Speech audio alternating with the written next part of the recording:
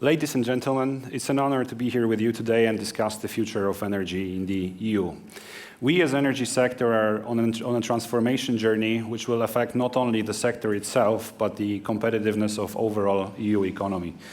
In the recent report by Mario Draghi on future of competitiveness of Europe, energy and its cost was stated as one of the key barriers that we have to tackle as European Union looking into the future.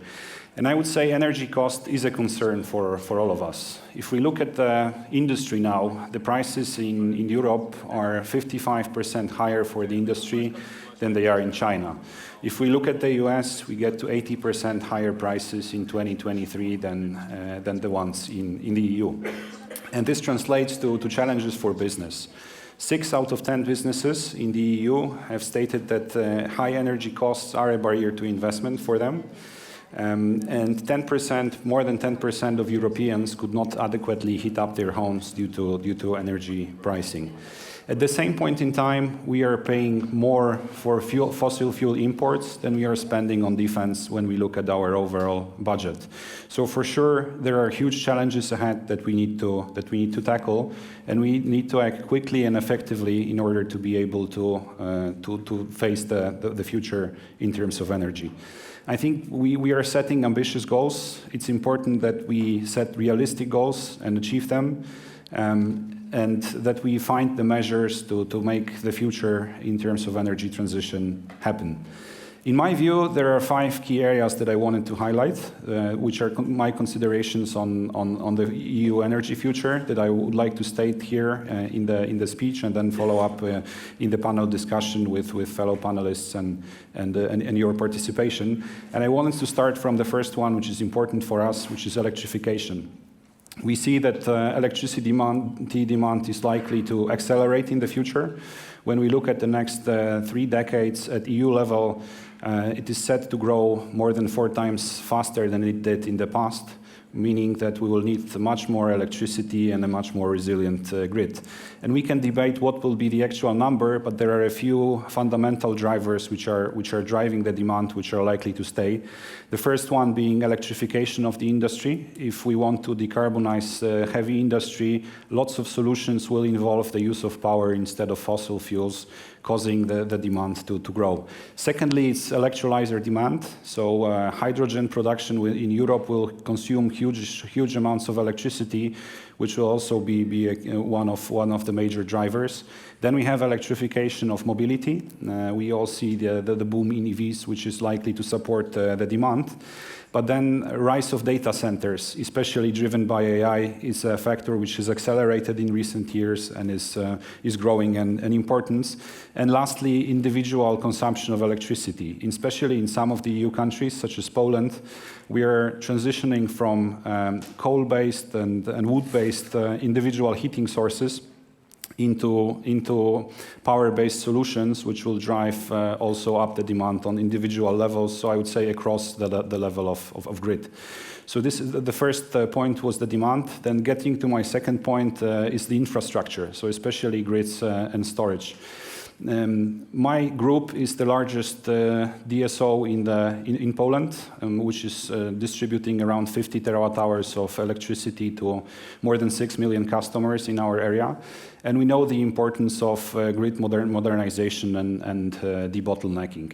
If we look at how the grid was built originally, the grid was designed to transmit from large generation sources through medium voltage and low voltage to final customers. Now, with the recent boom of renewables, we have much more electricity which is flowing upwards from the grid. And we have been investing heavily in the last years, but it was not enough. We still need to, first of all, debottleneck the grid on lower voltages, replace our transformers, and keep spending a lot in order to be able to, first of all, increase the quality of our supply, meaning stable voltage and frequency levels, but then secondly, be able to connect more renewables into our grid in the future. And if we look at it at the EU level, Eurelectric has estimated that we would need to spend around 6 billion euro by 2030 in order to be able to tackle those challenges at the grid level. And we, on the company level, are also seeing the need to double capacity. And related with grid is also the storage capacity, which is also one of the crucial drivers of the system in the future. We see that the storage capacity, looking at EU Commission forecasts, could reach 275 gigawatts by 2040, meaning it will be an explosion of investments into this field. And they both help to support the grid, but also balance out the power system with a lot of renewables. And I would say this is also an important driver for future policy. How do we want to handle those investments in grid? Distribution works in a relatively simple way. The more you spend, the more regulatory assets you get, the higher are the bills for the final customers. So any subsidies and preferences in this space can help to directly shape the bill for the final customer and decrease the burden from growing investments in the field. Then I would get to the production side, so generation capacity. And in order to tackle those challenges, we'll need a lot more renewables. We'll need to basically commission hundreds of gigawatts of renewables across the whole Europe. And the key to unlock this is, from my point of view, relatively easy and regulatory procedures, especially permitting part. In Poland, we had a huge issue with local regulation regarding the distance of wind farms from nearest settlements, which has blocked the development of onshore wind for many years.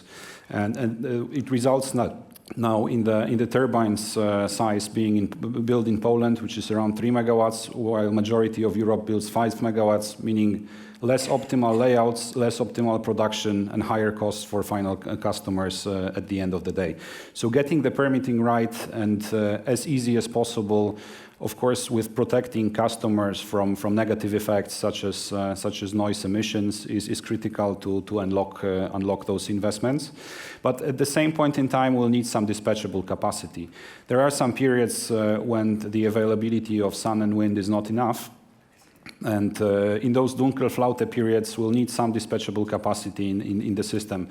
To make it happen, I think we need a firm capacity market, which is there to stay in the long run, to be able to provide us with the electricity that we need once the system is unbalanced. And I believe that those systems, in terms of both capacity market and also renewable support, should be technology neutral, meaning we have different paths, we have different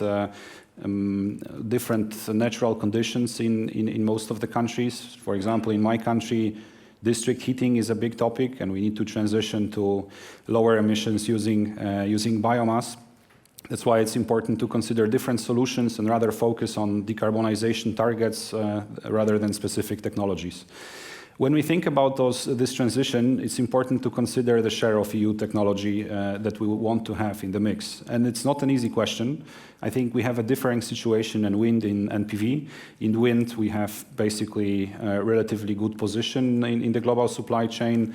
In PV, it's the Chinese who dominate the space. And it's a question of basically the cost versus our economic benefit of local production and security of supply. And how to solve it is not an easy question.